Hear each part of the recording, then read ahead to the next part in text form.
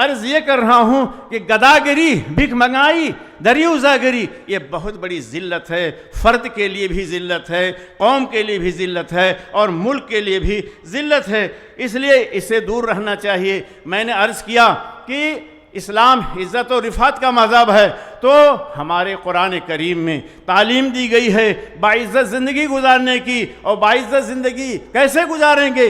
جب آپ کے پاس پیسہ ہوگا، جب آپ معاشی اعتبار سے، اقتصادی اعتبار سے مضبوط ہوں گے، تب آپ باعزت زندگی بسر کر پائیں گے۔ اسی لیے قرآن میں ہم کو تعلیم دی گئی اور یہ دعا سکھائی گئی، ربنا آتنا فی الدنیا حسنۃ وفی الآخرۃ حسنۃ وقنا عذاب النار، کہ اے رب تو ہمیں دنیا میں بھی بھلائی عطا کر اور آخرت میں بھی تو ہمیں بھلائی عطا کر اور ہمیں جہنم کی آگ سے بچا۔ تو دنیا کی بھلائی یہی عزت ہے، دنیا کی بھلائی اقتصادی خوشحالی ہے، دنیا کی بھلائی دینداری ہے، یہی ساری چیزیں ہیں جس کی ہمیں تعلیم دی گئی۔ اور دوسرے آیت میں اللہ سبحانہ تعالیٰ نے ارشاد فرمایا، اللہم مالک الملک تؤتی الملک من تشاء وتنزع الملک ممن تشاء وتعز من تشاء وتذل من تشاء بیدک الخیر انک علی کل شیء قدیر۔ فرمائے اے میرے رب، اے میرے مالک، تو جس کو چاہتا ہے بادشاہت عطا کرتا ہے، اور جس سے چاہتا ہے بادشاہت چھین لیتا ہے، اور جس کو چاہتا ہے عزت دیتا ہے، اور جس کو چاہتا ہے ذلت دیتا ہے۔ تو تعلیم دی گئی ہے ہم کو اس آیت مبارکہ کے اندر کہ ہم عزت کے ساتھ زندگی گزاریں، ملک حاصل کریں، مال حاصل کریں، اور اقتصاد میں مضبوط ہوں، تب عزت اور سرخروئی ہمیں حاصل ہوگی۔ تو عزت حاصل کرنا یہ اسلام ہمیں سکھاتا ہے۔ عزت اللہ کے لیے ہے، اس کے رسول صلی اللہ علیہ وسلم کے لیے ہے۔ سورہ منافقون کے اندر ذکر ہوا، ایک واقعے کی طرف اشارہ کیا گیا ہے کہ جب رسول اکرم صلی اللہ تعالیٰ علیہ وسلم غزوہ بنی مصطلق سے واپس آ رہے تھے، اور راستے میں ایک مقام پر پہنچ کر پانی لینے کے لیے انصار کے کچھ لوگوں میں اور مہاجرین میں جھگڑا ہو گیا۔ تو عبداللہ بن ابی جو راس المنافقین تھا، اس نے کہا کہ جب ہم مدینہ لوٹ کر جائیں گے لَيُخْرَجَنَّ الْأَعَزُّ مِنْهَا الْأَذَلَّ، جو باعزت لوگ ہیں وہ ذلیلوں کو، ان کمزوروں کو مدینہ سے باہر نکال دیں گے۔ یہ لوگ جو ہے مکہ سے آئے ہیں، لٹے پٹے آئے ہیں، اور آ کر کے ہمارے لوگوں سے لڑ جھگڑ رہے ہیں، یہ بات کہی۔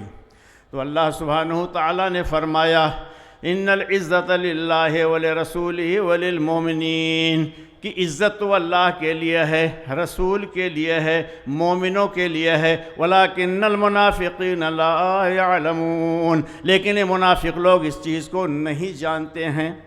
تو اقتصادی مضبوطی عزت کا باعث، اور اگر گداگری کی طرف قوم چلی جاتی ہے، ذلت اور رسوائی اس کا مقدر بن جاتی ہے، اس لیے اسلام نے اس چیز سے منع کیا ہے۔ تو آئیے ہم آپ حضرات کے خدمت میں چند احادیث بھی اس سلسلے میں آپ کے گوش گزار کرتے ہیں کہ ہمارے رسول آقا و مولا جناب محمد رسول اللہ صلی اللہ تعالیٰ علیہ وسلم نے ہمیں اس سلسلے میں کیا رہنمائی فرمائی ہے۔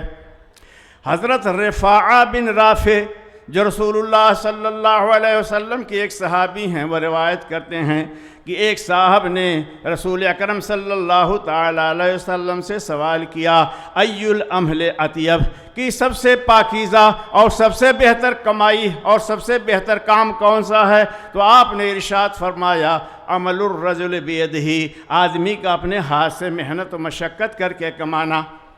آدمی اپنے ہاتھ سے، اس کے اندر کھیتی باڑی بھی آ گئی، اس کے اندر صنعت و حرفت بھی آ گئی، اور چھوٹے موٹے جو کام کیے جاتے ہیں سب اس کے اندر آ گئے۔ عمل الرجل بیدہ، آدمی کا اپنے ہاتھ سے کمانا، اپنے ہاتھ سے کما کر کے زندگی بسر کرنا، یہ سب سے بہتر اور بے پاکیزہ چیز ہے۔ اسی طرح سے قرآن کریم میں اللہ سبحانہ تعالیٰ نے اس سلسلے میں ہدایت دی اور ہمیں رہنمائی فرمائی۔